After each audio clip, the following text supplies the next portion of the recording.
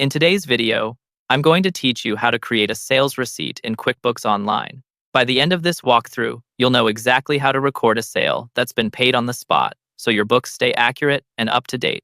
Let's start by getting to the right place in QuickBooks Online. From your dashboard, look toward the top of the screen and click the plus new button.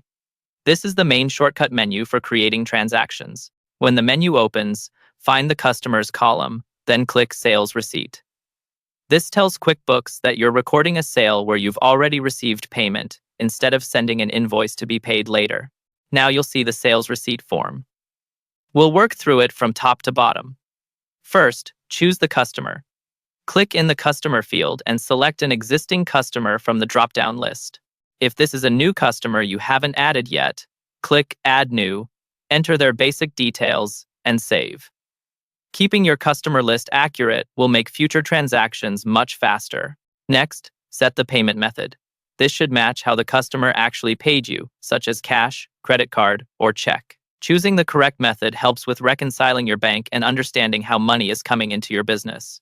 Right below that, choose where the money is going in the Deposit To field.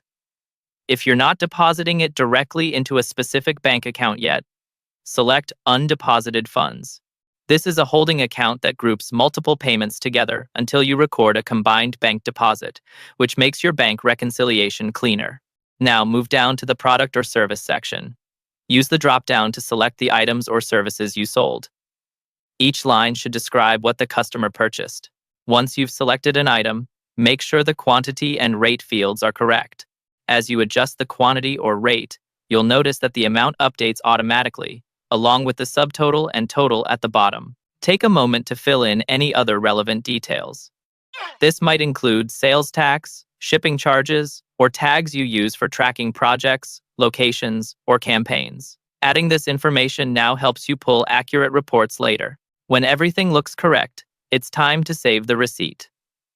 You have a few options. Click Save if you simply want to record the sale in QuickBooks without sending anything to the customer. Choose Save and Send if you want to email the receipt directly. You'll be able to review and edit the email before it goes out.